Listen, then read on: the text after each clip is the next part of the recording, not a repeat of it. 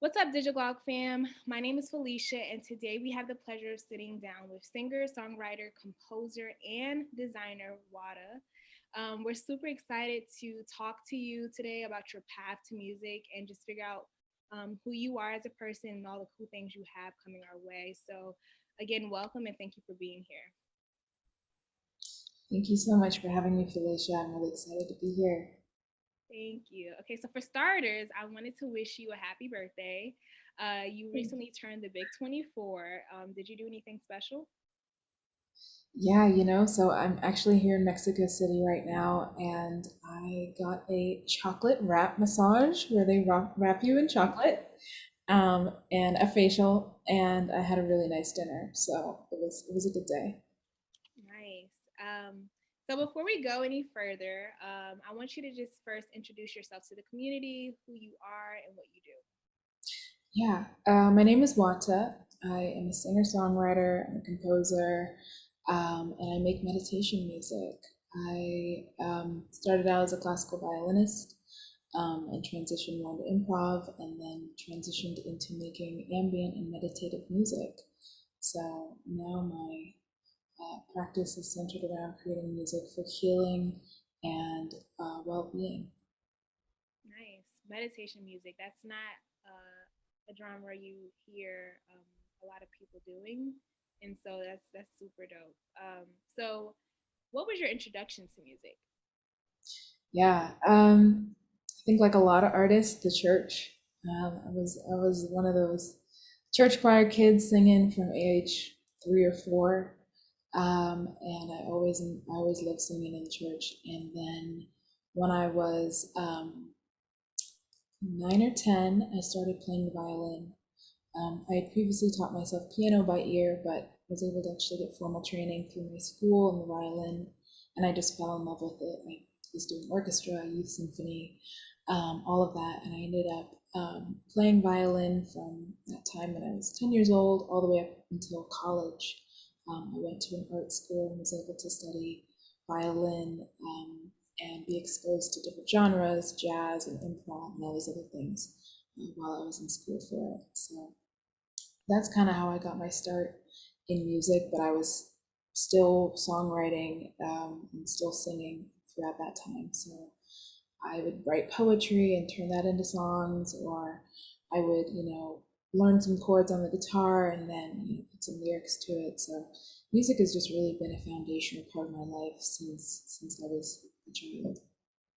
That's awesome. And you mentioned starting off as a classical violinist and later branching out.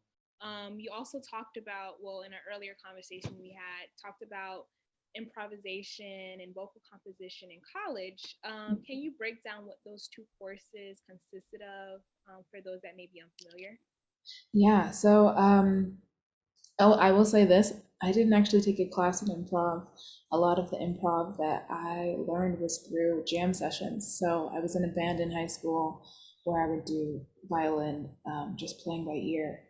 And then when I got to college, there's these improv jazz parties. There's just everybody's living in this neighborhood, and so you're going to each other's houses and working on new compositions. And essentially, what it is that I'd get my violin and I would go, and somebody starts playing a jam, somebody starts grooving, and you just flow. You just start playing. You just start hearing the music, responding and reacting. And for me, I just found that so beautiful because I had the collaborative aspect of orchestra, which I always love, but then I had the creative aspect of being able to compose and being able to create with other people and feed off of other people's energy and collaborate in a new way. So that's kind of how I fell in love with it. And then at the same time, I was still getting classical education as well, so I was able to kind of take those techniques that I was learning and start to do self study of how to combine them with the compositions that I was creating, folding in other cultures, learning about other scales and other mediums, and just being able to kind of like have a holistic view on music from pretty young age. At this point, I was like 17, 18. So, yeah. Yeah. Do you think that's important, having a holistic view? Do you feel like you have an advantage compared to the other artists who don't have that holistic background? I feel like the education that I had in terms of being a classical instrumentalist, I think it broadened my perspective of music. But I will say, as somebody who also has played by ear for a long time, um, understanding of music doesn't solely come from the study of it. I've met a lot of people who have a deep and complex understanding of music, who've never taken a class in their life. And I think that it gives me a unique perspective. I think that, the combination of the classical with the meditation music, with, the jazz influences, it gives me a perspective that's unique. But honestly, in my experience with other musicians, it's not always about the level of education or the level of, amount of years you've studied something. It's really about the understanding that you have for the basic of, the basic fundamentals of music and how music makes you feel and how it makes other people feel. And that's something that you can't always learn in school. That's true. That's true. So, what was the transition like coming from a composition background to becoming an actual artist? Yeah, it's been an interesting transition. I've been kind of behind the scenes in music for a long time, doing working as a musician, as a violinist, but then also as a designer. Being in a creative role for other artists and for other companies in the music industry, and so um, I'm kind of like stepping out into my own career and it's interesting being in front of the camera. It's interesting um, putting my work out there as an artist because there's a certain level of vulnerability that comes with that. And so I'm learning to accept that. I'm learning to see like, oh, how are people reacting to my music? I've been making this music in my bedroom for 10 years and no one had really heard it. And so when I started putting it out there, when I started seeing people's responses, when I started getting messages about how my music was impacting others, how it made them feel, the images it made them see, it really started to shape the way that I thought about my practice as a musician. And so the transition has been it's been very eye-opening. I'm definitely learning as I go, but it's also been a very beautiful one, and I feel like it's something that I was really meant to do.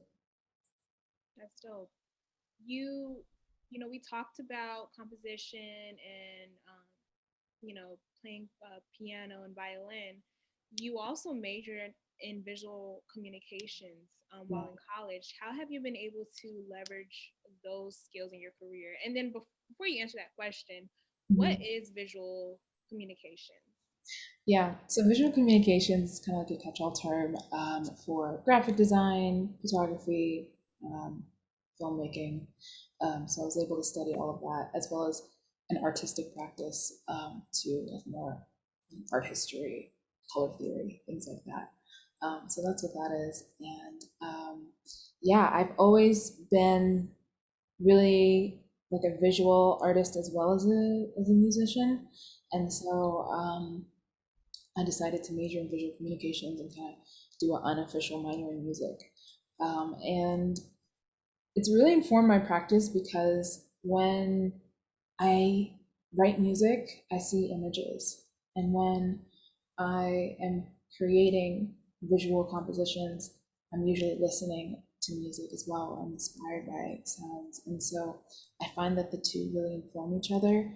And I found that with my personal brand as an artist, I'm able to really utilize the visuals to help elevate the music as well. So I design my own album covers. I do most of my branding for my music right now, and it allows me to really get the message across of what I'm trying to say.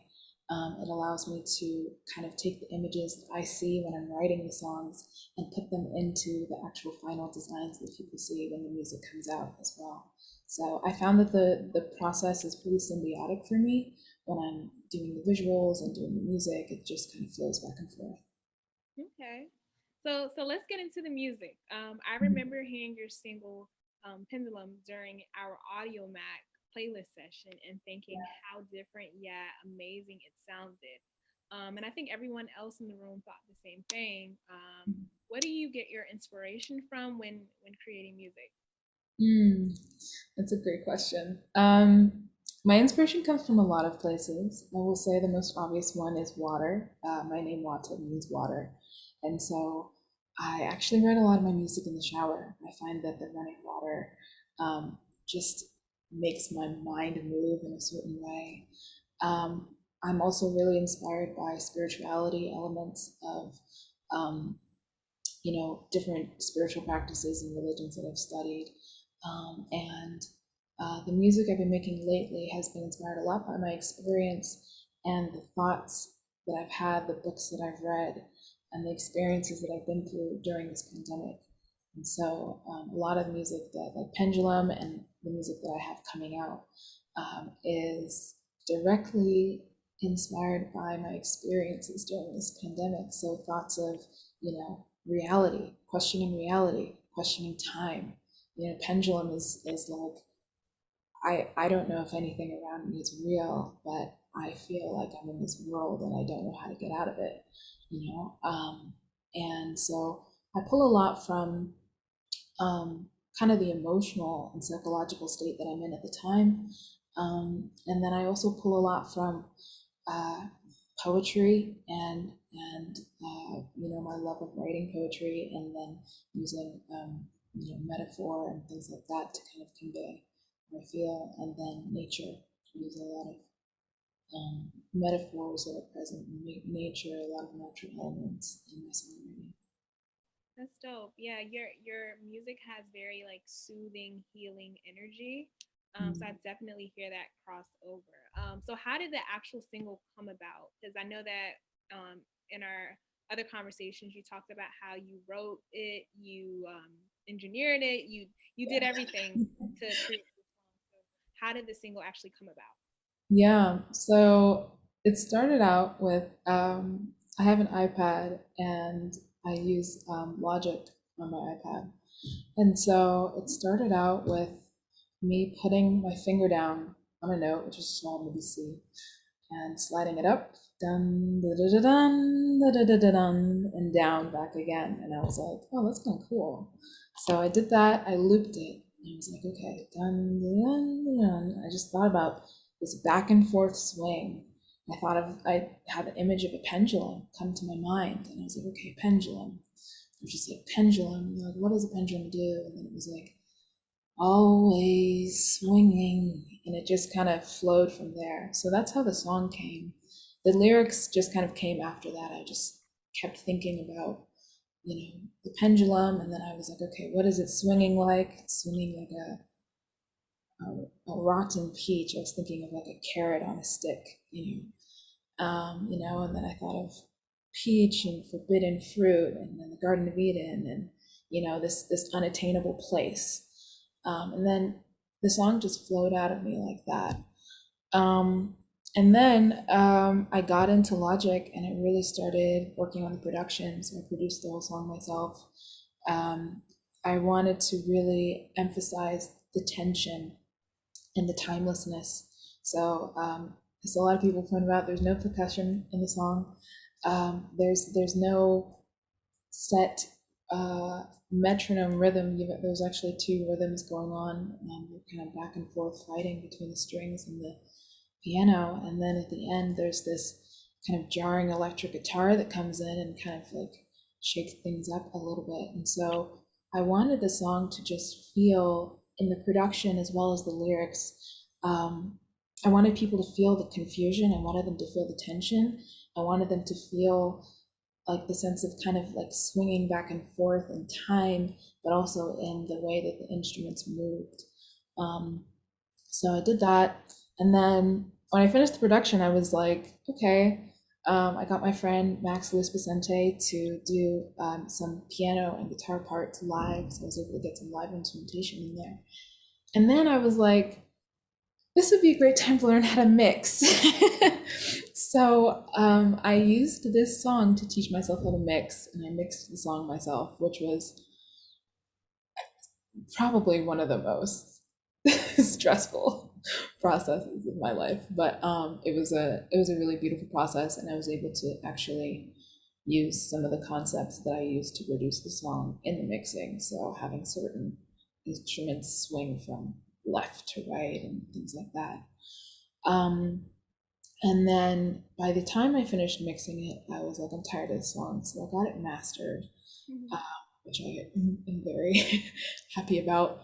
Um, One repeat masters, and then I was like, okay, I want to put it out. Like, this song was an educational process for me. It was a labor of love, and it was also a complete representation of the mindset that I had been in during the pandemic. And so I put it out, released it like on just through, one of those DIY DSPs, and was really surprised that I got such a great response. I had so many people resonate with it. I had so many people tell me like, wow, this is how I felt, during this pandemic. So yeah, so it was a complete new process for me, but it was one that I really appreciate the fact that I was able to do. Yeah, it really just sounded like you kind of like experimented with this song. Like it just kind of came out of nowhere. Is that how you kind of approach all your music, or do sometimes you actually sit down with the intentions of making a song? Which do you prefer? Yeah, every song is different. Um, I have, like I said, some songs will come to me in the shower, and it's like I'll hear it, and I'll hop out the shower and rush to my phone or my computer to start, jotting down what I heard. Other times it'll start with lyrics. As I mentioned, I write poetry, and so sometimes I'll write something really poetic and be like, ooh, let me see if I can craft this into a song. Other times it starts with the production. Like with Pendulum, it starts with me playing a song, hearing a sample, just getting into Logic and just allowing myself to just flow and seeing what comes from that. So I honestly enjoy each process for different reasons. And I think that they all lend to different kinds of songs and different kinds of sounds. And so it's really evolving. And then I just recently took a sample class with in session, and then I was learning about how to sample, and so I wrote a song recently where it's like just utilizing this sample that I fell in love with, and so now I'm like, okay, that's a whole new way to start a song. So yeah, I kind of leave myself open. Um, if I'm writing for others, I'll actually sit down sometimes and plot out a process, but for my own music, I tend to let it come organically. That's cool. And the song is amazing. It actually, it seems like you put a lot of effort into kind of like, in the case of mixing, like learning how to mix in the midst of like actually like, creating the song. So will we be getting a video soon for it?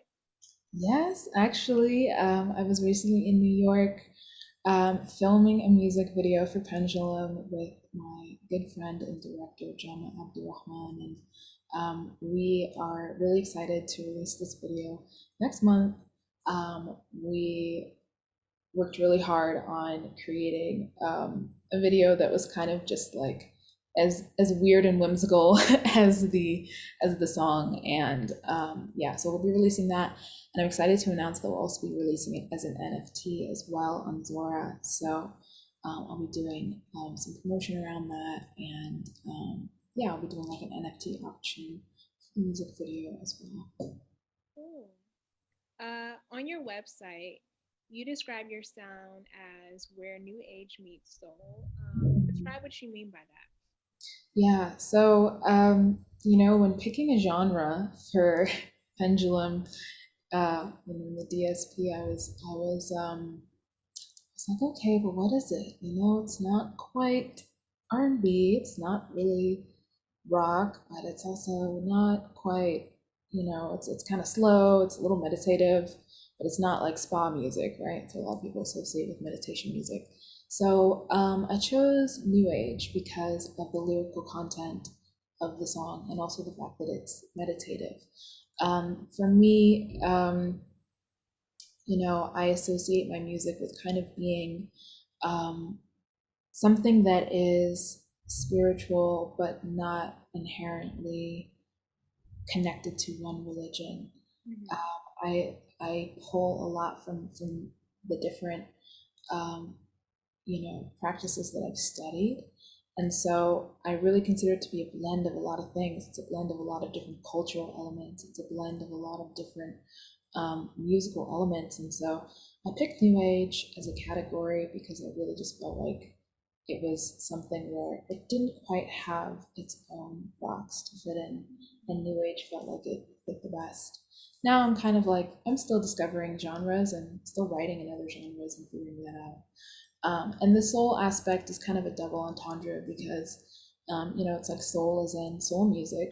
I'm very inspired by, um, soul Mhm. and the Black tradition of just incredible, vocal powerhouses that have come before me. Billie Holiday, Sarah Vaughan, Ella Fitzgerald, all of them. Um, and also for the actual soul inside of us, our metaphysical soul. And so that's kind of where the tagline came in. I thought it was cute. Mhm. So I I've been using that as my tagline, but it'll probably evolve and grow as well as my music does. Right. You have several other tracks on platforms like SoundCloud, Hmm. all of which have very intentional titles. These tracks are very soothing and make for, like you said, great meditation music. What got you into creating this type of music? Music that's both healing and energy focused. Yeah, so I've been really interested in sound healing for about 7 years. I started learning about solfege and frequencies, and I started learning about different uh, other cultures as well who utilize sound healing, utilize gongs and singing bowls and things like that. And so my interest in sound healing and making healing music came from that. Um, I really started getting into making meditation music the way that it sounds now during the pandemic because I was stressed. So, uh, you know, it's March, everything's shutting down. I go to Guitar Center and I just buy a bunch of equipment because I have a feeling that we're going to be inside for a while. And, I like the world seems like it's ending. Everybody around me is anxious. I'm anxious. I don't know what to do with my life. Everything's canceled, And I just kind of start singing. And I start singing not words, but just like sounds, just breaths, just exhales, really. Um, and that kind of turned into the preliminary sound that you hear now during my sound baths, where it was just something that soothed me. When I'm doing my sound baths, I'm also in a state of meditation as well. And I had been doing that since March of the pandemic, and it didn't really kind of take on a life of its own until I started doing it on Clubhouse. But yeah, it really just started as a way for me to self-soothe and to self-meditate. Um, and I will also just say some of my influences for that music came from me being in Morocco. My family lives in Morocco, and so right before the lockdown, I was visiting for my mom's birthday in Morocco, and um, every morning, or 5 times a day, but the morning one's my favorite. There's a call to prayer, and so this idea of just always having kind of like sound. My brother is Muslim and does Quranic recitation at least 5 hours a day, and so I was always hearing that, and just seeing the benefit that it had on him and also on me. Um, and so that kind of led me to when I came back to the US and I didn't necessarily have that, to want to replicate something where I could create something that also gave me peace and also gave me healing. Yeah. And like you mentioned, like the 2020 was a stressful year for a lot of people. Mhm. It allowed us to kind of like slow down and focus on our mental health. Do you think Yeah.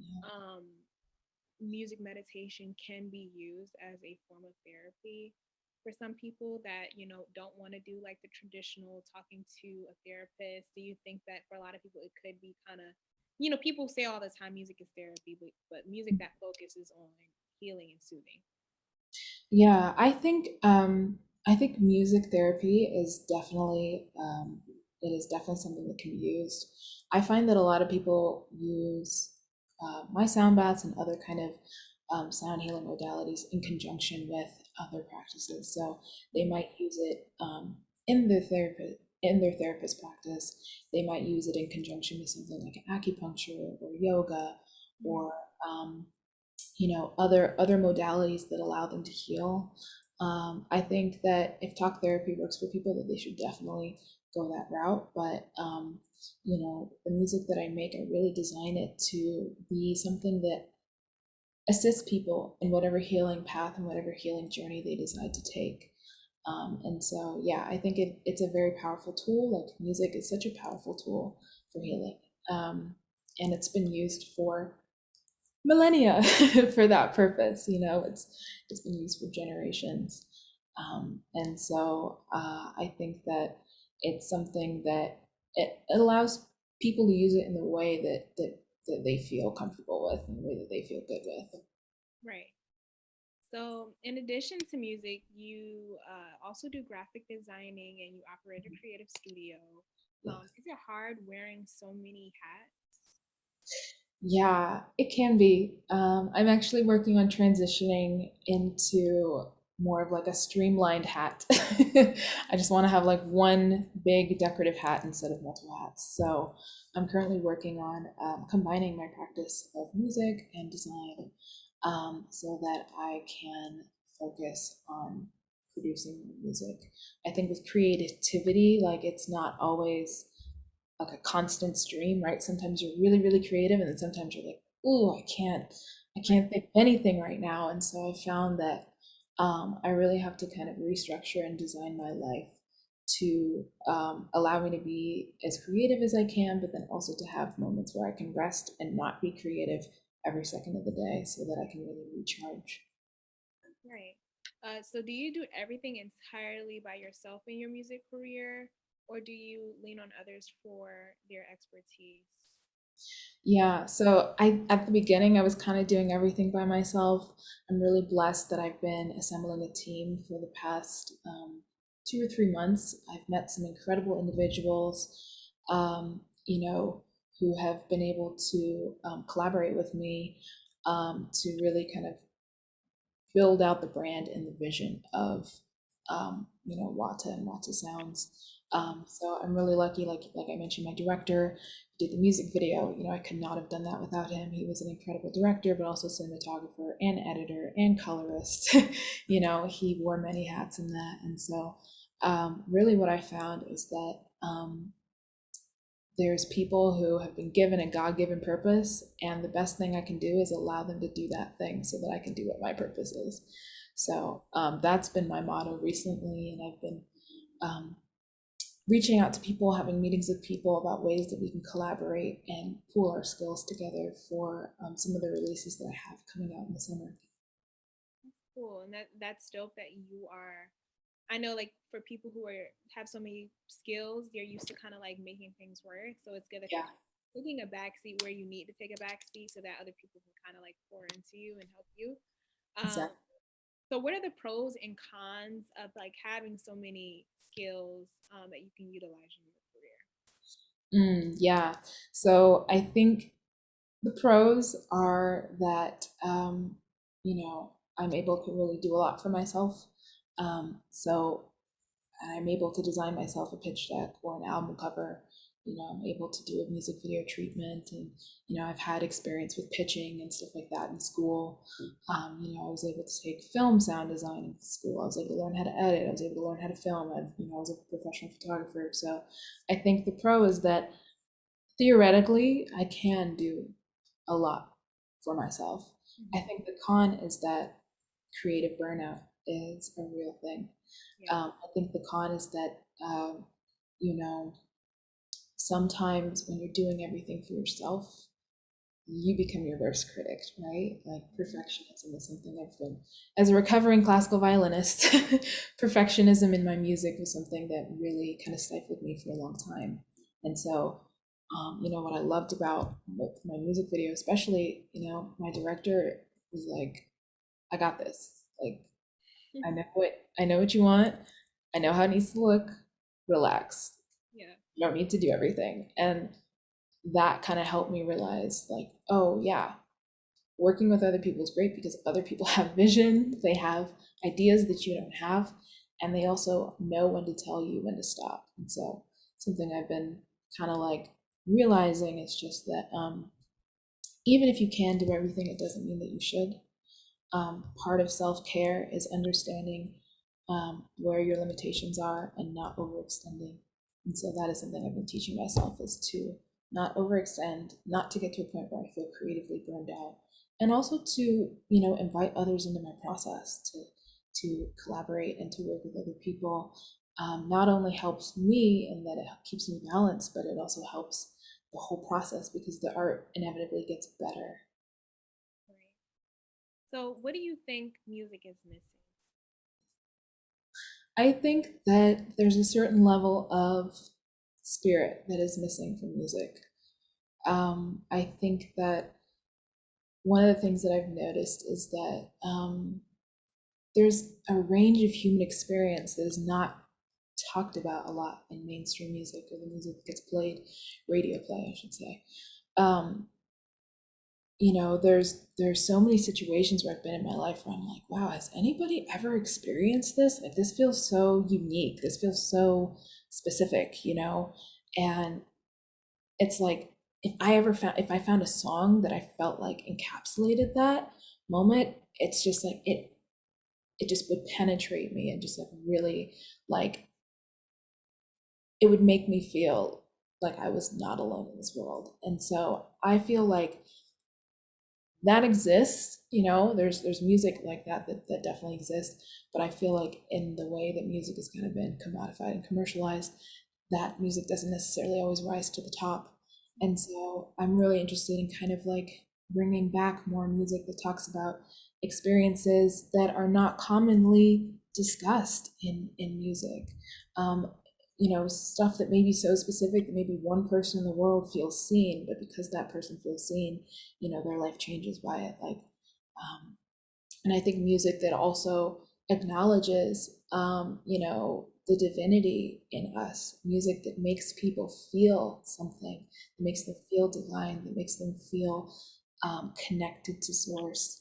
I think that music can be a powerful tool for connecting people, for allowing people to feel connected to each other, and I'm really interested in kind of bringing that to music, to my music, as well as just the music industry in general. Right.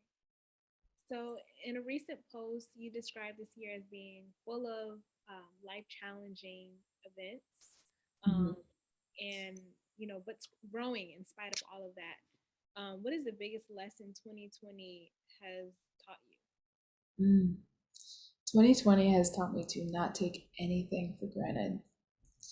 Um, I think about my life pre-pandemic, and I was like, wow, like everything was so so different and so light, and there's so many things that I never even thought about as not being able to do and not having, and this year, I was like, I will never take oxygen for granted. I will never take breathing for granted.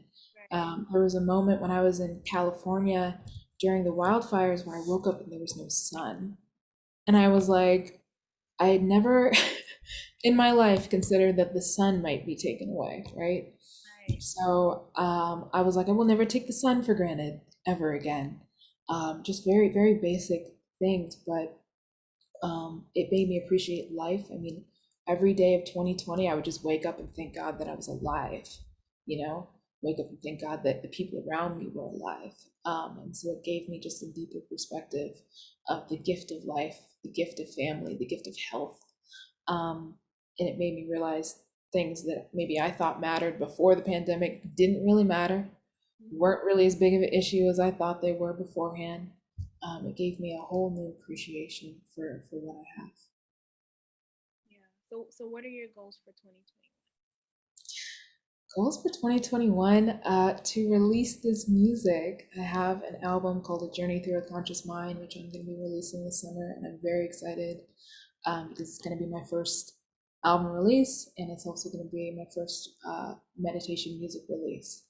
Um, Other goals are to collaborate more. Like I said, I make a lot of my music in my room by myself, but I'm really excited to collaborate with artists that I admire, producers that I admire, and to be able to write for other artists as well. I've been doing some songwriting and some production for other artists, even some artist development work. So my goals are to release music, to release my music videos, to connect with other artists, and to also perform as well. I'm not quite sure when, as we know things are evolving every day, but I hope that by the end of 2020, I'll be able to start doing some small performances, music festivals.